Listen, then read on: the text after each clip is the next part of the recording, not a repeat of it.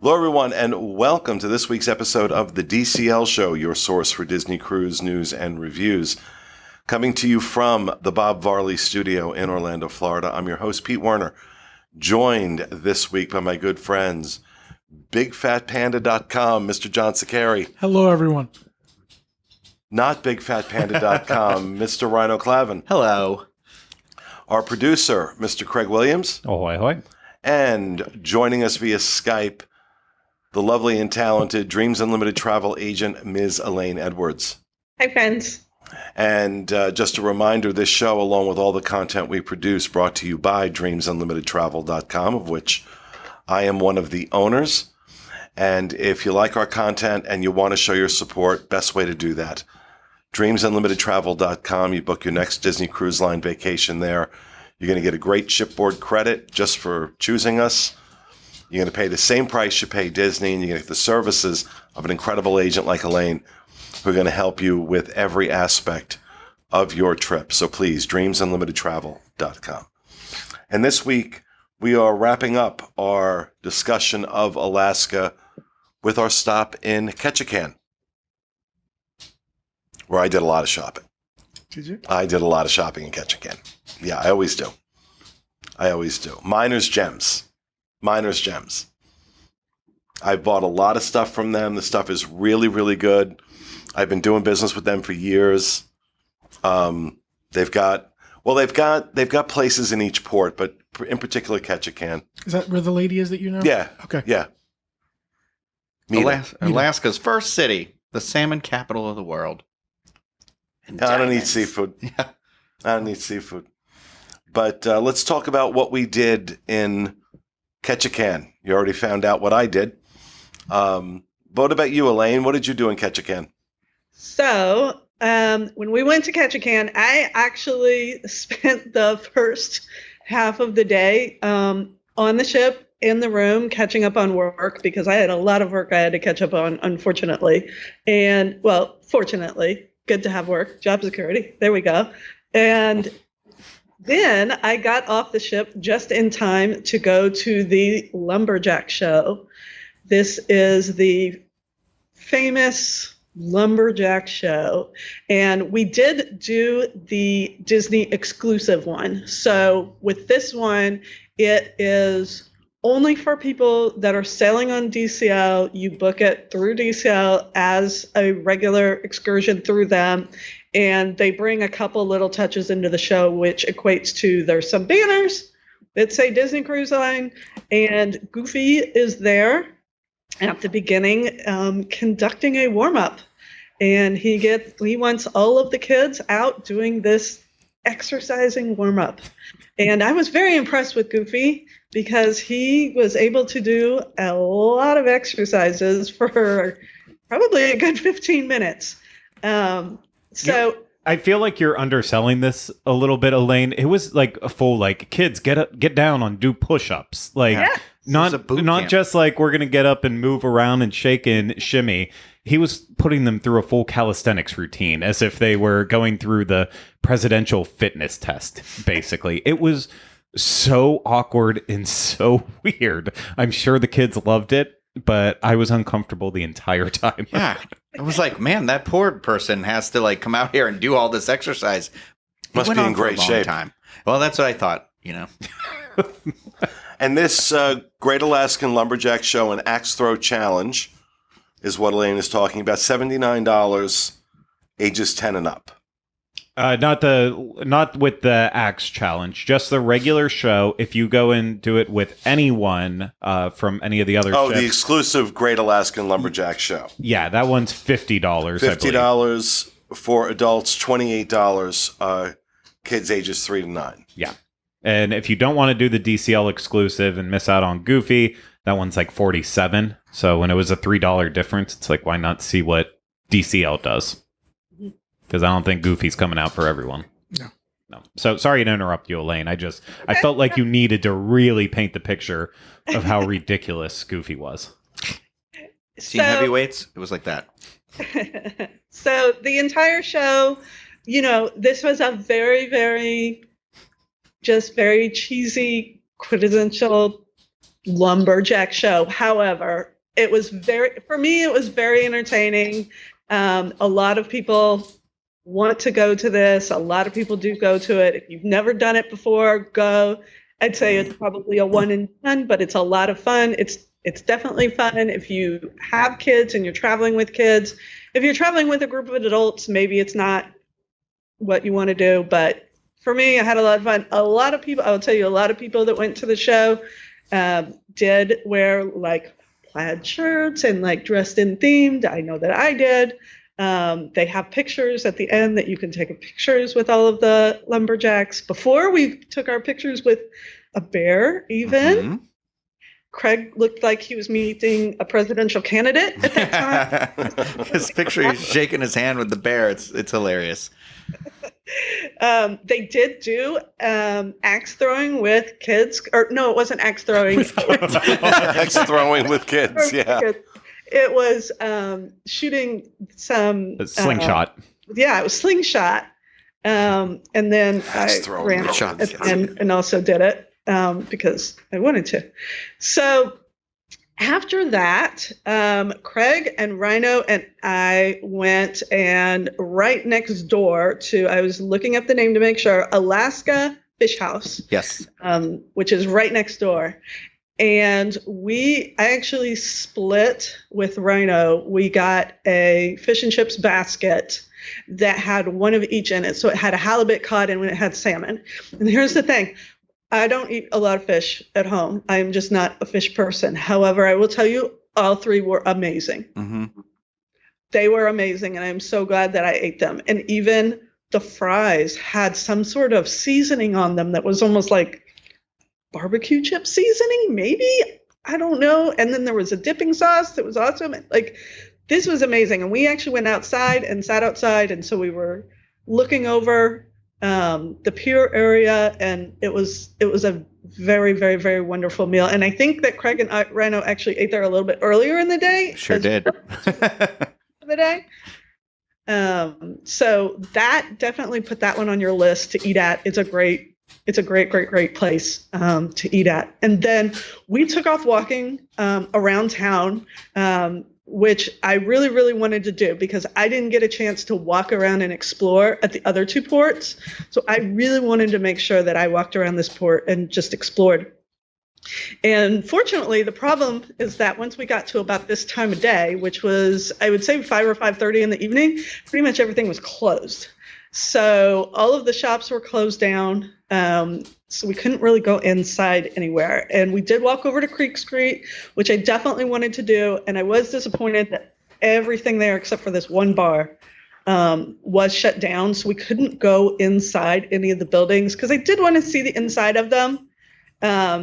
So if that is something you're wanting to do, make sure you go early in the day. Don't wait until after the Lumberjack Show or later in the evening. Elaine, Creek Street. Why would that be a famous street? It's where salmon and men both go upstream to spawn, I think is what it said on the side of every building. Classic hula houses everywhere. That's what it was known for. It's a plaque and everything. I'm not even like, I took pictures of it and everything. I was like, what? Like the whole street. So, but what was really cool is when we were down that way, we saw like some sea lions were like that's literally what like just walking down the street. Yeah, just like hand in hand. It was bizarre. Yeah. Yeah, they were. It's right in Creek Street. That's where the main salmon run is, and so in the salmon ladder, and the salmon were really struggling. The water was running real fast, and so these sea lions were just like literally picking off all the different salmon that weren't strong enough to make it upstream to die. So they were playing with them. They were taunting the salmon. It was pretty entertaining, and it was just like us and one other person looking at them. Right. I mean, we were there, I would say probably a good 2 hours, literally just leaning over the railing and going up and down the street and watching different places. And Craig and Rhino were trying to get that like perfect shot. And I was sitting there watching. And I'm like, oh, right there. Oh, right there. Because we were literally watching salmon jump upstream and then watching these sea lions at the bottom catch them. And it was amazing. Like, that was just so much fun to just sit there and watch this entire thing, like as the sun was setting and that kind of thing. What about you, Panda? What did you do? Again, Jackie and I teamed up and went on a duck tour. If you know the boathouse and the amphibious vehicles that go from the land into the water, this is a gigantic, again, Kilimanjaro safari vehicle sized version of that. And they drive around the town and they show you. We did go and see some salmon jumping up, which was fun, on that car. And then it goes into the water. And you just go around the water for about an hour and see not much, a lot of planes landing and stuff. It was really pretty. We got lucky with the weather a lot on this trip, I think, too. So that made it very pleasant. And it was probably about 2 hours. Jackie and I then went to lunch. It was not a memorable place, except for the fact that the coleslaw had raisins in it. And that was the first time I ever experienced that. I thought there was a bug in my coleslaw. It was raisins. Was Ketchikan where Gio did the plane? Yes, I think so. Okay. Yes. Yeah. My boyfriend decided to do a seaplane. Yep. Which I was not going on. You were not getting me. They were on taking one of off and those. landing every 10 seconds. Constantly you see them. So he goes to do that, right? I'm in the jewelry store. He goes to do that. And the guy in the jewelry store says, "Oh, yeah, those planes are so old. You wouldn't catch me on one of them." I said, "Are you kidding? You telling me this now?" He's on his way to go do one. I wanted to go running down the street after him to bring him back, but it was too late. But I subsequently found out the duck tour sinks like once every 3 or 4 months. And I was like, "Jackie, did you know this?" She goes, "Yeah." I didn't want to tell you. I'm like, "Thanks," because I wouldn't have went on. I have done the seaplane before in Ketchikan, and obviously you're going in a plane. Anytime you fly, you're taking a risk. There have been accidents before, especially in Ketchikan with it. So if you're a nervous flyer, I would think twice about it. But I will say it doesn't necessarily come down to just the planes themselves. It comes down to the pilots. So do your research out there. You can hire independent pilots that run their own companies rather than necessarily just going with the ones that the cruise ships have a contract with. But it's beautiful if you ever get the chance to do it. It's really, really incredible. And we also, on top of the just what we did, it was a cool morning because we went up on the top deck and there was a whole bunch of whales that were just swimming right through the inlet, and they were doing the bubble feeding that we found out about earlier in the week from the naturalist, where they basically they all swim around in a circle and they create this bubble ring around the fish they're going after, and then they'll just come straight up out of the water. And so you'll get a shot of a whale's head just coming straight out. And they did it all the way alongside the ship for a long, long way. It was pretty incredible. I mean, it didn't compare anything to the Lumberjack Show, which was just by far one of the greatest things I've ever done in my life. But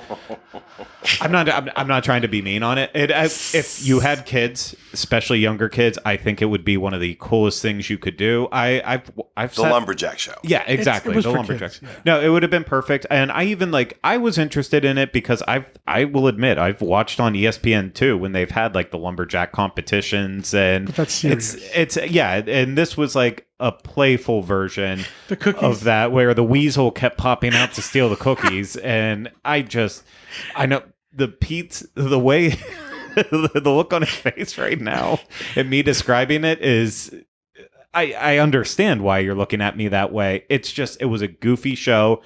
I think by the end of it, it might have been a little too long, but we were laughing as a bunch of adults all sitting there being like, I don't think we're the right audience for it. It ended up being entertaining by the end of it. It's a one and done for me. I will never ever do it again unless I go back there with a kid. I did the Lumberjack Show years ago when they were doing the ABD add-ons with the Alaska sailings, and we had done that. And that was in Ketchikan. That was one of the things they did was the Lumberjack Show. Yeah. I really wonder if it was because we saw the Disney one. Was it really, dummied down for kids than the other show? Because this was really for kids. I'll ask my sister with it because they tell you not to shoot video, and I just everyone pulled out their phones right after it happened, so I'm like, well, screw it, I'm taking video of it too. So I'll show her some clips because she went when we did our princess cruise and did obviously a non-Disney one. So I wonder if the whole cookie sealing thing with it, they have these wood chips and somebody comes and steals them and you have to yell, the kids, they want to look, he's over there. It was that kind of thing. I wonder if they do that for the non-Disney show. I'm thinking maybe not. I don't know. It was ridiculous, but definitely, as Elaine mentioned, Alaska Fish House. It is right where Disney Cruise Line parks. It's right there, and it's very busy and it's definitely pricey. All real Alaskan seafood is pricey, but it's tasty stuff. So highly recommend that. I actually, Ketchikan, the first Disney cruise I did with Pete, Ketchikan was my least favorite port. And that was even with Juneau. It was rained in all day. We couldn't see anything. We did nothing that day.